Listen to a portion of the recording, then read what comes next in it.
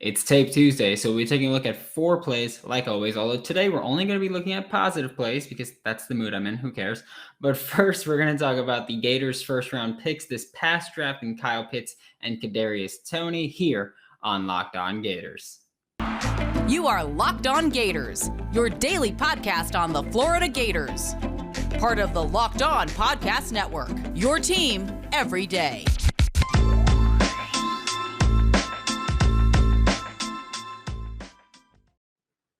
Welcome to another episode of Locked On Gators, part of the Locked On Podcast Network, your team every day. Thanks for making Locked On Gators your first listen of the day every day. We are available daily and free wherever you listen to podcasts. Happy Tuesday. I am Brandon Olson. You can find me on Twitter at WNS_Brandon. I'm also the founder of Whole9Sports.com, where you can find all of my written work with amazing selection, reliably low prices, and all the parts your car will ever need. Visit rockauto.com and tell them Locked On sent you. Like I mentioned, today we're going to start off by talking about Kyle Pitts and Kadarius Toney, the first round picks in the NFL draft this past year. Of course, Kyle Pitts went number 4 overall. He was the highest drafted tight end in NFL history to the Atlanta Falcons. Both Kyle Pitts and Kadarius Toney both had their first 100-yard games yesterday. Now Sunday. Again, and Kyle Pitts had it against the New York Jets. Kadarius Toney had it against the Dallas Cowboys. Kyle Pitts also scored the first touchdown of his career. Kadarius Toney still waiting to find the end zone. Almost did out of the Wildcat yesterday, which would have been awesome. Almost did again the very next play, but I guess there was no penalty when the DB just fell on Kadarius Toney. Whatever, is what it is. Kadarius Toney also had a very eventful day because he got ejected for throwing a punch at Damontae Kazee, which we'll talk about in a little bit. But Kyle Pitts is now on pace to finish the year with 82 catches. And those 82, again, yesterday was not like an anomaly, but there were a ton of inactive wide receivers, so Kyle Pitts had to be a huge part of the game plan. But he's been increasingly getting involved in this offense as it is. But Kyle Pitts is now on pace to finish the year with 82 catches, which would be an NFL record for a rookie tight end. We know rookie tight ends historically, or tight ends in general, historically start off very slow in their career. Year 1, practically non-existent. Year 2, they get involved. Year 3 is usually when they explode, but Kyle Pitts, different breed, of course, highest drafted tight end. 1,047 receiving yards is what Kyle Pitts is currently on pace for over this 17-game season. That would be the second most all-time for a rookie tight end, behind only Hall of Famer Mike Ditka of Da Bears. And he is like, I hate myself for that, so don't worry. You don't have to hate me any more than you already do. But Kyle Pitts, second all-time on pace for, and he's on pace for 3 touchdowns because, of course, he just found the end zone for the first time in his career. So, of course, his pace is a little low there. But I'm going to say that all of these numbers will likely be exceeded at this point because Kyle Pitts, again, has been increasingly involved in the game plan in Atlanta. I get it. Sunday was a bit different because they didn't have enough receivers available or eligible or whatever it may be. But Kyle Pitts, even prior to that, had been growing in this offense. Last week was his biggest week to this point. Week 2 was a big week for him. He's been getting involved in this offense. He's creating in this offense. This offensive line is also gelling, allowing Matt Ryan to throw the ball a bit further downfield, which is huge for Kyle Pitts, of course. So he's trending upward. Another player that's trending upward is, of course, the other first-round pick, who was a first-round pick to the New York Giants at pick 20 after they traded down from pick 11 so that Justin Fields can go to the Chicago Bears. Kadarius Toney, which was a stunning pick. It was insane, and I was incredibly excited to see it because, of course, as you guys know, I am a Giants fan. But Kadarius Toney had another huge game on Sunday following his breakout performance that he had last Sunday against the New Orleans Saints. Kadarius Toney is now on pace to finish the season with 68 catches and 955 yards. He hasn't found the end zone at all yet, like I mentioned already.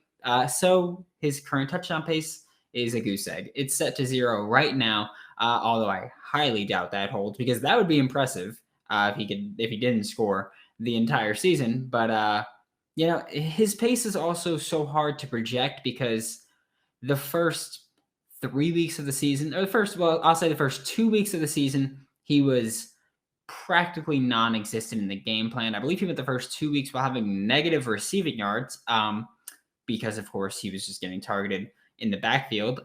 Positive yards after catch, but negative receiving yards total. So that was ugly. And then week 3, Sterling Shepard got hurt, so Kadarius Toney started getting involved in the game plan. Week 4, Sterling Shepard did not play, so Kadarius Toney got even more involved in the game plan and had his breakout game against the Saints.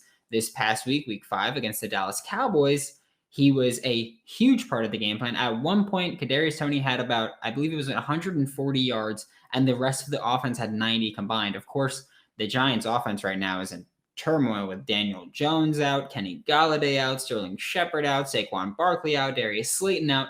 So this is a very rough spot where Kadarius Toney is the focal point of the offense. He's one of the only guys healthy on this offense right now.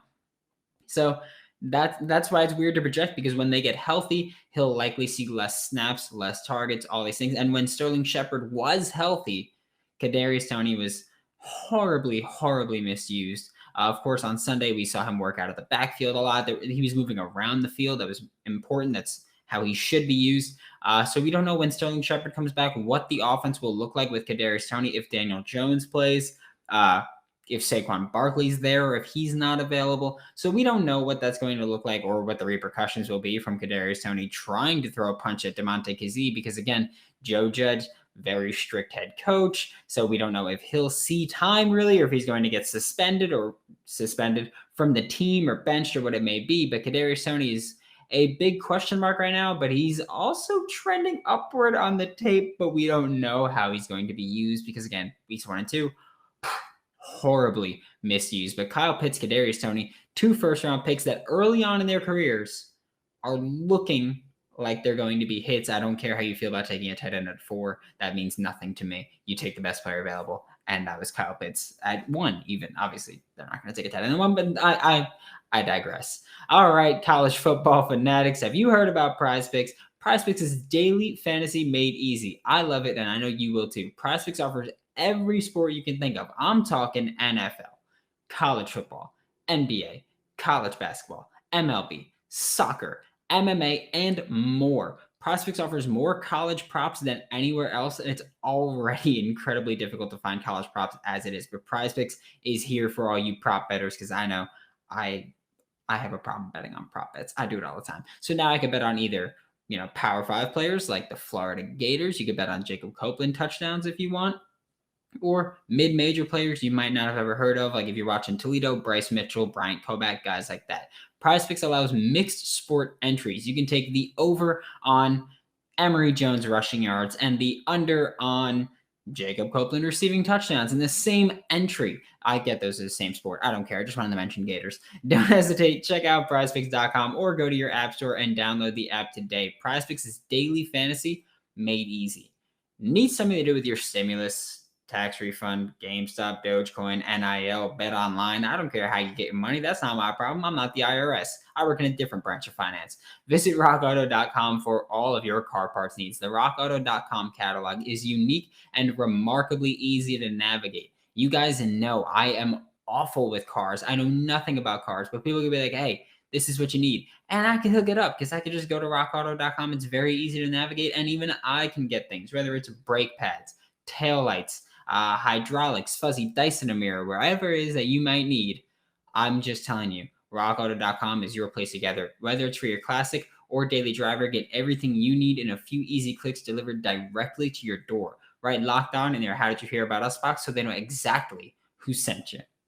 You know how it goes. 2 plays each segment. First up, we're going to take a look at Jaquavion Frazier's TD for the second week in a row.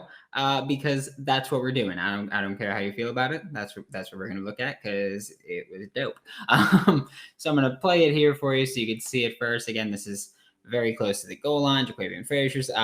We got tight doubles formation with Damien Pierce in the backfield next to Emory Jones.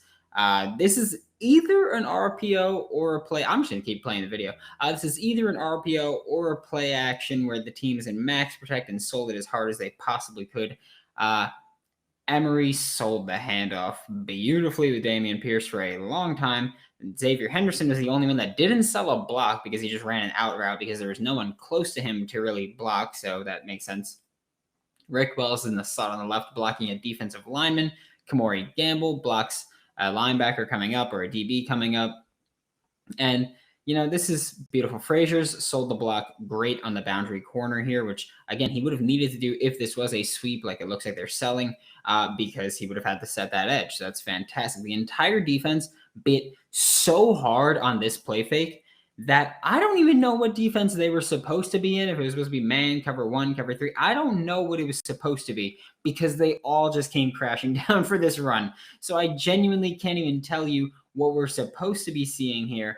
But I know that, Emory Jones had Jaquavian Frazier's wide open in the end zone, and he just threw a lob over everybody. I love the play design because Vanderbilt was kind of biting on the run because, again, we were such a good running team where Vanderbilt was kind of biting on it a little bit, and they were biting on it and biting on it. They were committing to the run, and Dan Mullen made them pay and made them pay for overcommitting here. And that is what I love so much about the play because it was just beautiful play design for a team that was being over aggressive. And later on, we're going to talk about Damien Pierce's long touchdown, and we're going to again talk about beautiful play design for a team that wasn't being over aggressive in this case, but wasn't committing to covering the running backs in the passing game. We're going to watch this one more time. Emory Jones goes to the right, rolls out a little bit with Damien Pierce and sells this, and then lobs it over the entire defense, who really had no chance to make a play on the ball. once Jaquavian Frazier's hit his little block and release, it was TD the entire way. The next play that we're going to be taking a look at is a fun one to watch. If you didn't watch it, I highly suggest that you go watch it and you see it maybe, 1, 2, 40 times if you'd like. It's really fun. I've watched it 1,000 times drawing this play up. But we've got Emory Jones connecting with Jacob Copeland for a big gain early in the third quarter. We've got two receivers on the right in Trent Whittemore and Jacob Copeland, with Justin Shorter out wide to the left, Kamori Gamble at tight end, and Damien Pierce is in the backfield to the right of Emory Jones. Kamori Gamble has a block and release that he runs across the formation. He turns it into a bit of a drag, and he runs his little route across the middle of the field. Then we have Justin Shorter on the left. He's running a curl. And we also have Damien Pierce after the play fake running to the left in the flat, which gives Emory Jones a little bit of a high-low curl flat read here. If he wants to take that, he would have Damien Pierce he can check it down to. He does not do that, of course, which frankly, he never really does. So I wouldn't expect, if I was a defense, I wouldn't respect that until he made you respect it. Because even if it's to the flats, you've got people that can then make plays on the ball. So that's why I wouldn't respect it if he wasn't there.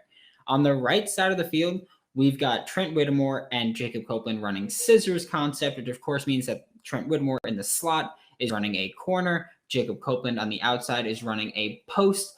Trent Whittemore runs a little fake and sells it to the inside for a second. That causes the safety, who I believe is a man on him, to come crash down and then chase. The defense looks like they're in cover 1 to me. With Robert over the middle of the field. It's one of these inside linebackers. The other linebacker, I believe, is in man on Kamori Gamble. And when he blocks for a second, they just stay in their zone, or they stay in a zone.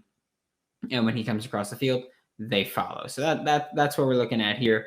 But again, this is just, it looks like flat out cover 1, where the safety kind of bites it down a little bit and then is caught slipping. So we've got Jacob Copeland running just a beautifully crisp post route. The corner never stands a chance the entire time because the corner on the right is following Jacob Copeland. And I do mean following him because once Cope makes that break inside, it is just dusted. It's as simple as that. The ball was a little underthrown. If Emory Jones was able to lead this further, like I can show you here, I can just change that a little bit. If Emory Jones led that a little further, Jacob Copeland had his man beat. He had to slow down and turn around a bit to make the play on the ball here. But if Jacob Copeland led it, he had plenty of space, and Emory Jones led it, he had Jacob Copeland with plenty of space. Unfortunately, he did not do that. They scored a touchdown on the next play anyway, so it doesn't matter in the long run. but it could have shot the team in the foot a little bit. Cope then makes a bit of a play after the catch, but there weren't a billion missed tackles like there were on Wan'Dale Robinson's screen that he took to the house last week. So I didn't really need to really draw that up a ton. But it was nice to see Dan Mullen giving Emory Jones at least the option of challenging deep, or the opportunity to challenge deep. And again, Emory could have made a better throw, could have made a better play, but it was still a big play that they found. And that's a big thing that Florida needs to get into, especially with LSU coming up and Georgia coming up. We need to be able to challenge vertically and stretch the field to at least open things up for the run game. So that was just, it was great play design. Love Copeland running these post routes. Is just, defenders can't keep up with him once he makes that break. They're just dusted completely. So if you keep getting cover one where this deep safety is going to be over aggressive, you can then just keep abusing them. If you get cover zero, same thing, you can keep abusing them. And it's things like that where you look at this offense and you go, we have big playability. Whether it's run after the catch or throwing deep, we have that option. Anthony Richardson can throw deep better than Emory Jones can. That's without a doubt. Emory Jones, though, is still very capable of challenging defenses vertically if he's given the opportunity. I liked that Dan Mullen used this Vanderbilt game to show that, and I liked how it all worked out for us in the long run. Hopefully against LSU and Georgia, we continue this aggressiveness on offense. Anybody else make money this weekend? Because I know I didn't. I tried, though. BetOnline is the fastest and easiest way to bet on all of your sports action. I have no problem admitting, in my parlay, I did not put Florida covering. I put the over. Florida covered. They didn't hit the team, the game didn't hit the over because, of course, Florida was projected to win by 39, or the spread was 39. They scored 42-0. They won, but the over was 59.5, and that didn't happen because Vanderbilt didn't score, and of course Florida scored 42. So fun stuff for me, but my parlay didn't hit there. But at least I did separately bet them covering the spread, so that works out for me. Thanks, BetOnline. BetOnline covers award shows, TV shows, and reality TV with real-time updated odds and props on almost anything you can imagine. It is the best way to place your bets, and it's 100% free to sign up. Head to the website or use your mobile device, which is how I prefer to bet, to sign up today and receive your 50% welcome bonus on your first deposit. BetOnline, your online sportsbook experts. Make sure to use promo code LOCKEDON. That is LOCKED, no space, ON, for your 50% welcome bonus on your first deposit. And I'm just telling you, I'm going to say a big thank you to SweatBlock, because the Kentucky game, my heart was not having it. I was sweating profusely from the head here, just head, neck up is where I was sweating because I use SweatBlock everywhere else. But this past Saturday, watching the Texas A&M Alabama game, I was sweating the whole time because I was dying. I was ready to see that loss. But SweatBlock is stronger and more effective than most clinical antiperspirants. So from the neck down, I'm good to go. You simply apply it at night before bedtime, go to bed, and then bam, you wake up the next morning and you go about your day without worrying about sweat. Guaranteed. And I know that sounds too good to be true, but have I ever lied to you? No, I've been wrong before, but not in this case. I only have to use SweatBlock once or twice a week, and it keeps me dry. Use promo code LOCKEDON, that is LOCKED, no space, ON, to get 20% off at sweatblock.com, or you can get it on Amazon, where it is a top seller, or CVS. Now we're going to take a look at Trey Dean's interception in the third quarter. The defense is in cover one all the way. It's very easy to see. And if you want to know, you can watch this play again. And you see the slot man goes in motion on the left side, because the defense is, or the offense is basically in bunch, but like a wide bunch. So the slot man goes in motion. Rashad Torrance is head up on him.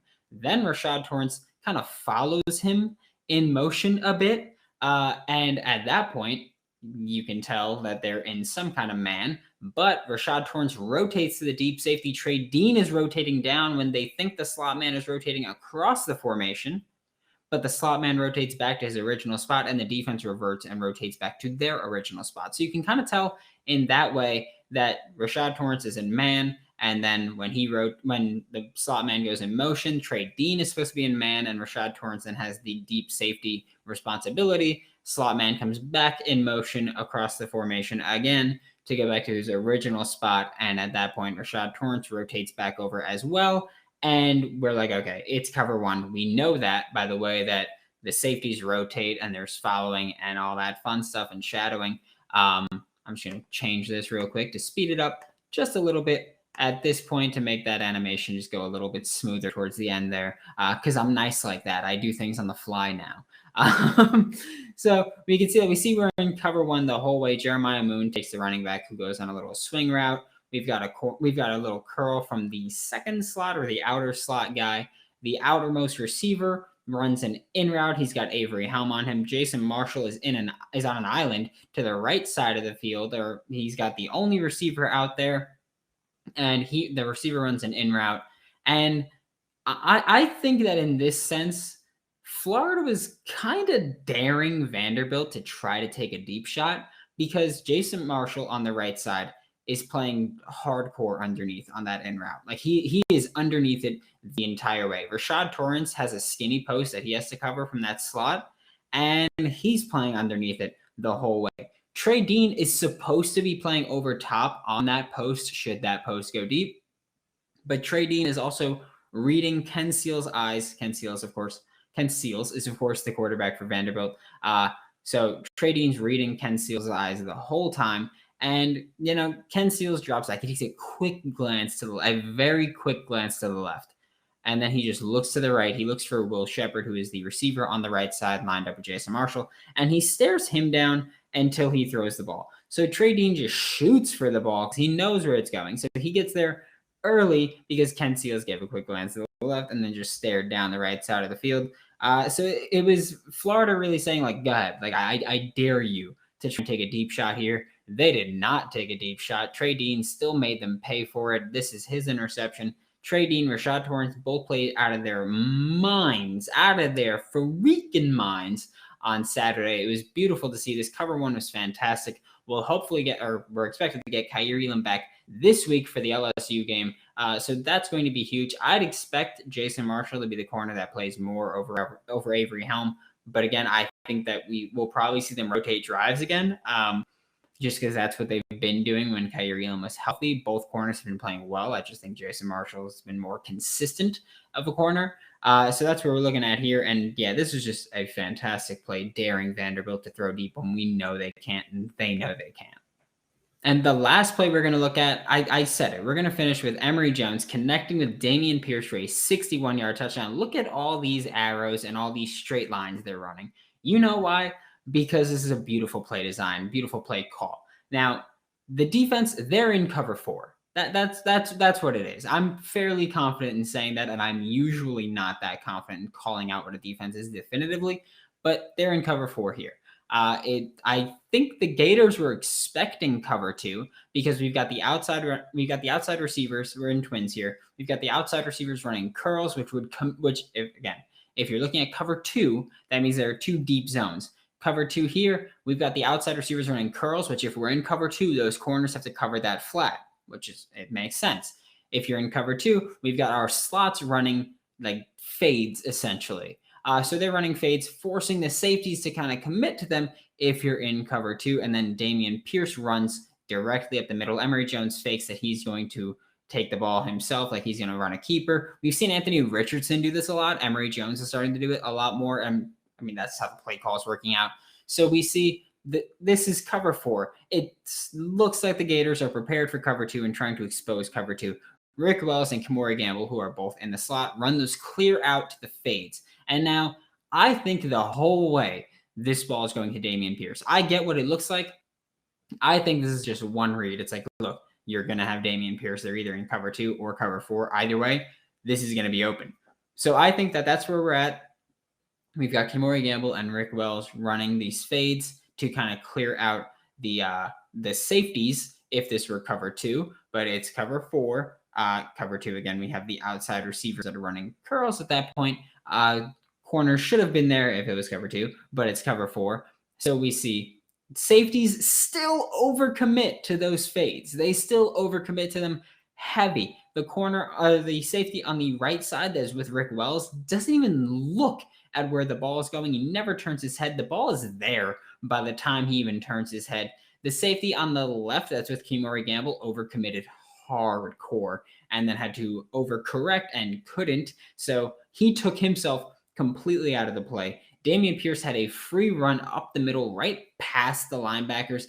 A for effort, guys. You tried, but you weren't keeping up with them. And then you just watch as a bunch of Vanderbilt players just follow Damien Pierce into the end zone. It's fantastic. You know, a lot of teams don't respect our running backs in the passing game because we don't use them a ton in the passing game. But here you see, like, Florida makes them pay for it. Absolutely. It was beautiful. And this was fantastic play design because the defense is showing cover 4. I mean, look, I think that they were expecting cover 2. Defense is showing cover 4 by how off the corners are and how much depth they get on this play. So defense is showing cover 4. I think the Gators were expecting cover 2.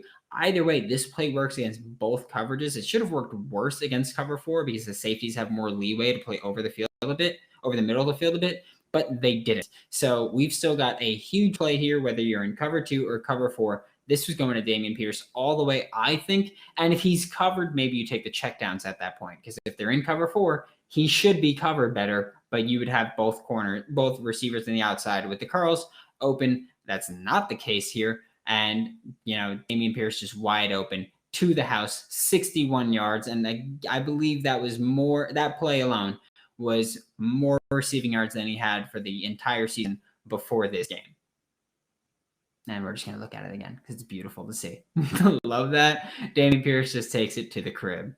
Thanks for making Locked On Gators your first listen every day. Tomorrow, we'll take a look ahead at this week's game against LSU. Now, make your second listen Locked On SEC. Get all of your daily SEC news in less than 30 minutes with SEC expert Chris Gordy of Sports 790. It's free and available on all platforms. For Locked On Gators, I'm Brandon Olson. Don't forget to follow me on Twitter at WNS_Brandon. And you can find all of my written work with Whole Nine Sports. That's WHOLENINE Sports. And be sure to check out my pin tweet and let Locked On know why Florida Gators are the best Gators fans in the nation. Because I want to talk that talk. It's as simple as that. I'll see you tomorrow.